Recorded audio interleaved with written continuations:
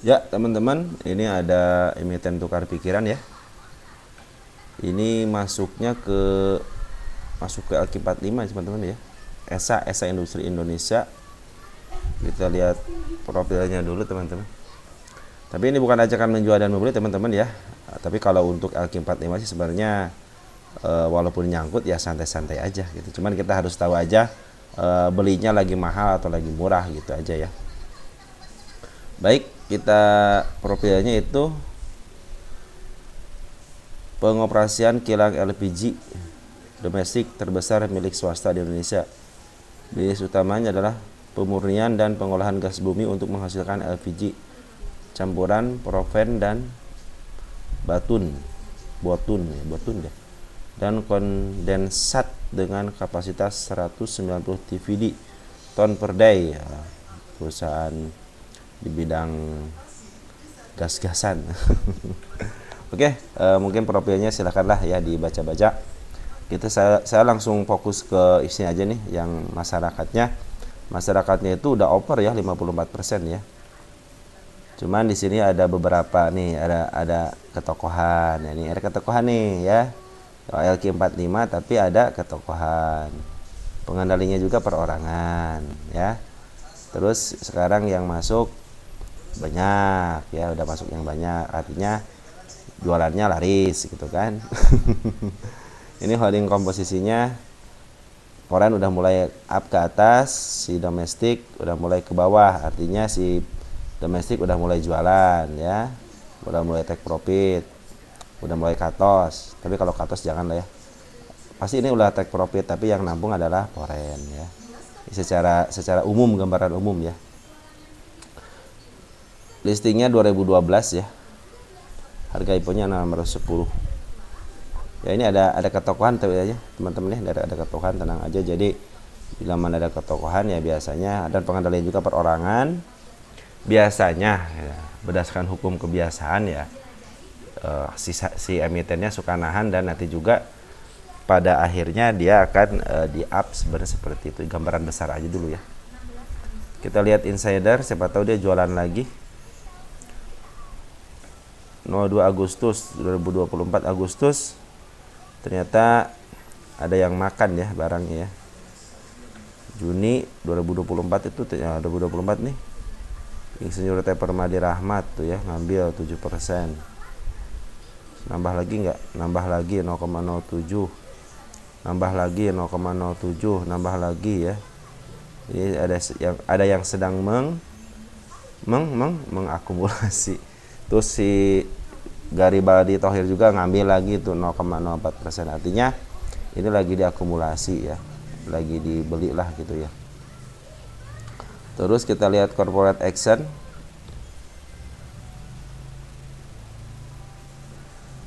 Corporate action 2022 bagi dividen, 2024 kemarin ya bulan Maret ya, bagi dividen 5 perak ya. Nah, berarti dari 2023 menurun ya, dari 45 ke 5 perak ya. Pernah stock split belum?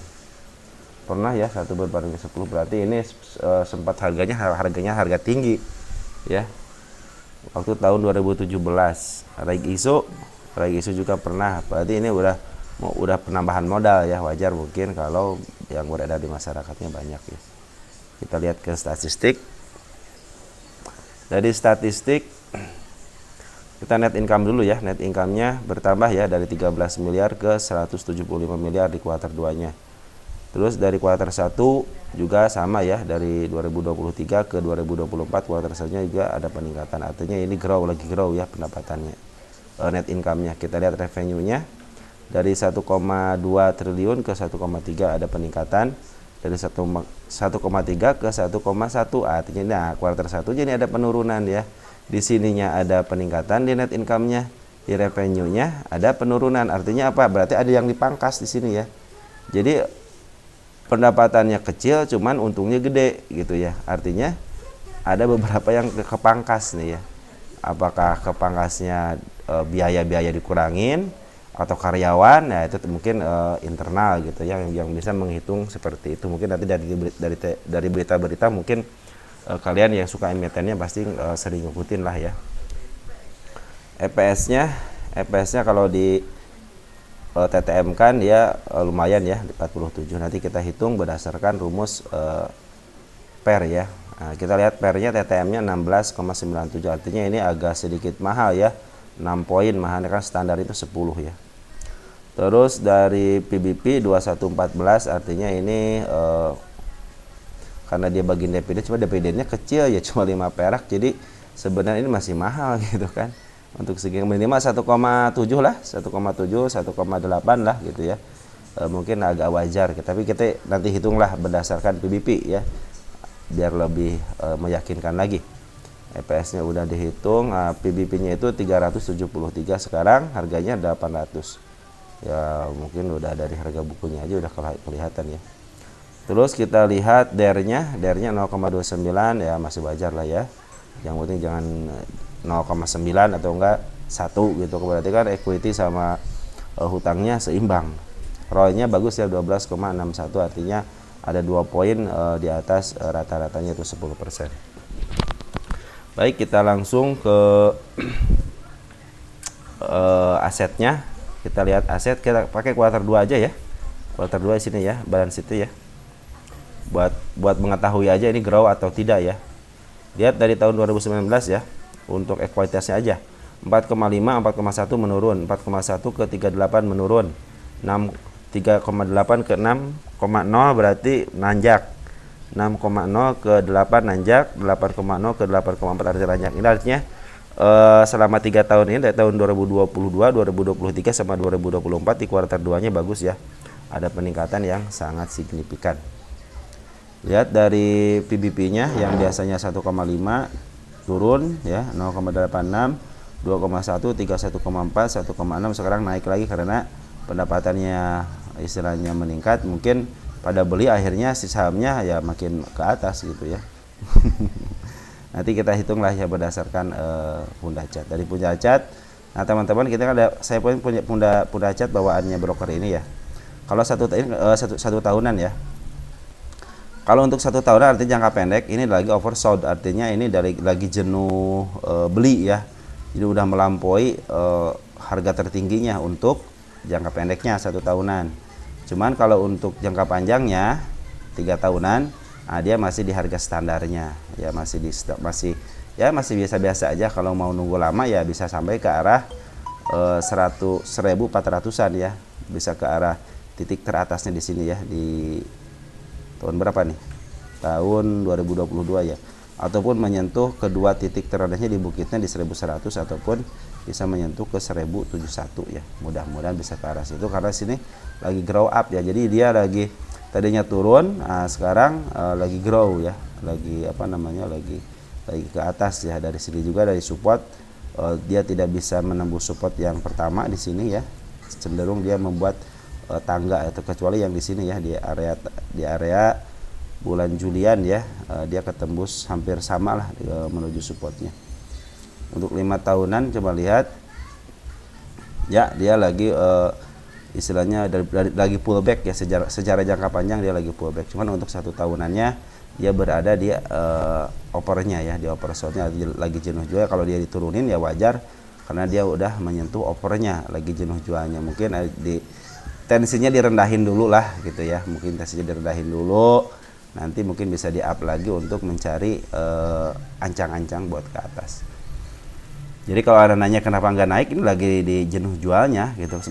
Beberapa kali nembus, ini 1 kali nggak mau nembus lagi, keturunin lagi, nggak bisa nembus ke area yang teratasnya. Ini mencoba juga nggak mau nembus juga, artinya ini lagi diturunin dulu tensinya sebentar, mungkin sebentar ya. Jadi kenapa nggak naik ya seperti ini, karena lagi opernya secara jangka pendeknya lagi oversoldnya gitu, lagi jenuh beli gitu ya. Baik, kita langsung hitung aja berdasarkan rumus PER itu. Dia punya tengah-tengahnya itu di harga lagi di min 33 pas ya, 33 pas ya. Kita hitungnya 33 dikali, kita butuh yang namanya EPS ya, EPS-nya TTM 47.15, 47.15, 47.15. Kita kasih sama dengan, kita enter di 1500 berdasarkan PER itu. Ini berarti ini masih secara per itu ya sekarang lagi murah kan, kalau di harga 800 ya. Ada sekitar berapa poin lagi ke 1500? 700 poin lagi ya. Ya kan 1500 ya. Kita akan hitung berdasarkan rumus PBP ya. Ini PBP berarti PBP tengah-tengahnya kita hapus dulu. Yang ininya kita tinggalkan yang PBP-nya berapa? Di 2.75 ya, 2.75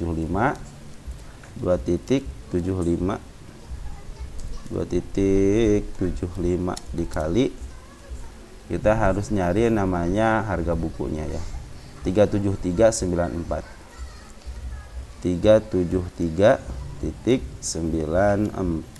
sama dengan, kita enter berapa hasilnya di 1028. Artinya kalau berdasarkan rumus PBP sekarang itu dalam masa tinggal 200 poin lagi menuju harga wajarnya gitu. Jadi masih rendah, berarti kan masih rendah. Jadi secara PBP sama secara per berdasarkan rumus 2 tersebut ini dalam posisi murah ya, 800 itu ya. Oke, kita langsung ke lukisan market maker. Ini belum diganti ya, kita ganti dulu deh. Esa kita sebentar ya, saya tulis dulu ya. Nah teman-teman, udah saya tulis ya, di kuartal 2 harga wajarnya berdasarkan per 1500, berdasarkan PBP 1028. Sekarang tanggal 16 ya, di sini ya, tanggal 8, bukan hari ini, bukan tanggal 17 ini, berarti saya terakhir di sini yang ngebahas di sini. Oke, kita lanjutkan, kita hapus dulu biar agak ringan dikit. Ini juga kita ganti dulu ke per-pernya biar ngejelasinnya enak nanti ke depannya. Oke, sip, udah ya. Ini kita hapus aja ya, jangan dulu deh, biarin dah. Oke, nah teman-teman kita lihat kalau dari perjalanannya, jadi ini sebenarnya ya dia mau menembus teratasnya kemarin itu di harga 879 ya. Nah dia mencoba lagi di kebawahin kan, ambil ancang-ancang nggak tembus, ngambil lagi ancang-ancang dari bawah nggak tembus juga ya. Nah ini mau bagaimana ini seperti ini kalau udah begini? Ya pasti dia mengambil ancang-ancang lagi untuk menembus. Kalau dia memang tidak tembus ya udahlah, berarti nggak tembus, nggak bisa dijebol. Ya akhirnya mereka menurunkan tensi gitu, turunin dulu sampai ke supportnya, mungkin ke area, bisa ke area 706 lagi untuk mengambil barang lebih banyak lagi. Terus dia juga agak jualan dikit biar punya duit. Nah baru setelah punya duit baru maaf harganya. Bisa jadi seperti itu ya. Nah teman-teman, dia tapi dia udah ngasih tanda dia akan ke sini loh. Nih ada si candle apa namanya? Si kepala merah ya. Saya bilang si candle kepala merah ya, teman-teman. Bagi yang baru masuk nih, candle kepala merah itu apa? Jadi candle merah yang nongol dikit ya, nongol dikit ataupun walaupun satu tik itu namanya si kepala merah ya. Menandakan dia akan ke situ. Dalam waktu kapan? Ya kita nggak tahu kan. Yang penting kita tandanya udah ada aja di sini. Walaupun dia dibawa ke bawah lagi gitu kan, biasanya suka menembus ini lagi biasanya. Di sini juga udah ketemu lagi nih si kepala merah, artinya dia emang serius mau ke arah mau nebrak ini nih ya. Andai kan ini kedobrak ya, ini akan lebih bagus gitu kan. Bisa mungkin ke harga PBP-nya mungkin ke 1000 gitu kan. Untuk menembus 1000 dulu atau nanti ke 1500. Bisa jadi karena berdasarkan rumus harga wajar ada di sini. Kalau dari bandar, teman-teman, dari bandar ya, bandar itu dia udah ngambil pelan-pelan dari arah sini nih. Lihat nih, dia di tanggal 5 Maret itu udah ngambil terus, seiring sejalan dengan bergeraknya candle ya.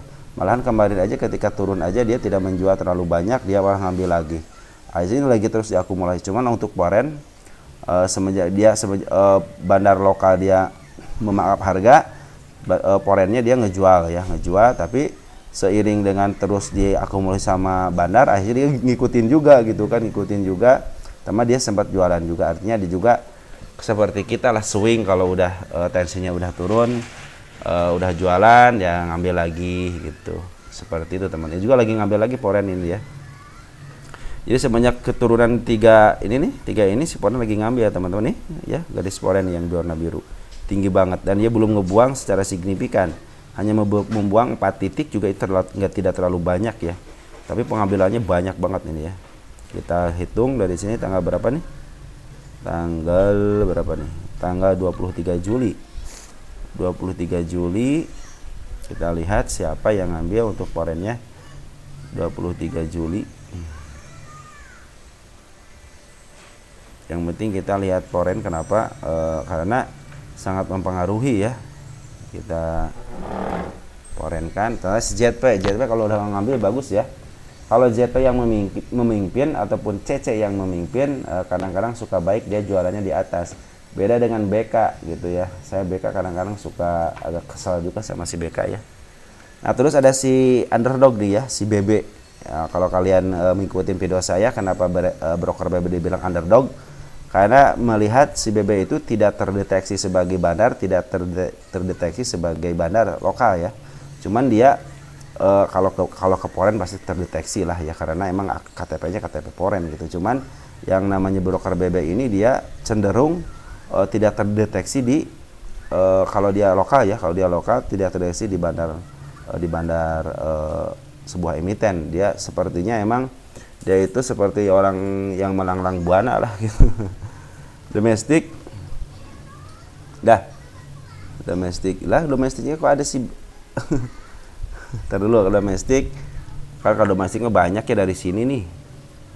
Siapa yang memimpin ya? Kita coba dulu siapa yang memimpin dari 05 Maret. 05 Maret. Nah, sini 5 Maret kita lihat untuk apa namanya, untuk domestiknya siapa. Nah, teman-teman lihat ya. Si BB saya bilang kan si BB, tapi di sini yang paling banyak si AK ya. Ambil 3,3 juta lot. Tapi si BB di sini biasanya dia tidak terdeteksi ya. Karena si BB inilah yang saya bilang itu sebagai underdog. Kadang-kadang dia itu memarkup terus kapan jualannya. Nah, kita tidak termah tahu karena dia punya target tertentu ya. Kalau di sini kan apa namanya, bandarnya itu bagus-bagus ya, URX ya, bagus-bagus karena emang saya bilang ini ketokohan. Ingat ya, ini ketokohan. Karena ada salah satu tokoh ya di sini. Itu apalagi sekarang tahu sendirilah perpolitikan sekarang lagi agak lumayan bagus gitu kan perpolitikannya. Tim-tim dari ketokohan inilah yang memimpin negara ini ya. Dia sebagai rekan-rekan bisnisnya juga mungkin bisa ikut serta gitu kan. Nah, yang jadi bagusnya juga apa nih? Si BK sekarang nyaru jadi lokal. Biasanya si BK kan jadi foreign ya, sekarang BK jadi lokal. Bagus lah ya. Si BK udah mulai merakyat sekarang. Nah, jadi teman-teman kalau yang punya ESA, kenapa dia tidak naik-naik ya, lagi diakumulasi, di mana ada istilah akumulasi dalam jangka apa namanya di atas. Yang namanya akumulasi ya istilahnya pasti pingin di bawah gitu biar punya harga barang bawah. Cuman kalau yang dari lagi markup seperti bandar lokal lagi markup nih, ini karena pasti ketokohan ya. Kalau nggak ketokohan dia nggak bakalan di markup seperti ini ya. Ya, tadi yang saya bilang ketokohan di depan itu kan ada kan pemilik emitennya. Nah, kalau ini kan memarkup harga nih ya, dia bukan akumulasi. Kalau ini sengaja beli, nanti mungkin siap-siap aja ketika dia jualan, biasanya suka agak lumayan seperti di sinilah gitu ya, suka seperti ini nih kalau mereka jualannya. Cuman ya mereka ternyata tidak jualan ya teman-teman. Di sini itu waktu penurunan tidak menjual, malahan yang memarkup lagi harga, diambil ke jalur yang benar lagi di MA10-nya. Lihat MA10-nya ya, MA10-nya, tapi di sini udah MA10 udah di bawah, MA20 juga udah mulai mendekati dead cross. Cuman MA200-nya masih di bawah ya. Nah, kemungkinan ini si MA10-nya kan udah di atas candle, di bawah candle ya, tinggal menembus MA20-nya. Mudah-mudahan bisa menembus MA20 ya, bisa deh di up ke sini, malahan bisa melebihi harga yang saya tentukan di sini ya. Kenapa saya yakin ya, karena berdasarkan banyak pengalaman aja di sini. Tinggal waktu aja yang menentukan ya, tinggal waktu aja. Jadi teman-teman kalau yang kenapa nggak diangkat, kan wajar teman-teman. Ini namanya psikologis nih. Jadi 1 bulan ini dia lagi mempermainkan psikologis kalian, dibawa ke bawah tapi akumulasi. Bayangin aja, dibawa ke bawah tapi akumulasi. Artinya dia lagi mempermainkan sebuah emiten ini. Banyak yang cut loss, pasti banyak yang cut loss gitu kan. Banyak yang ngambil, pasti banyak yang ngambil.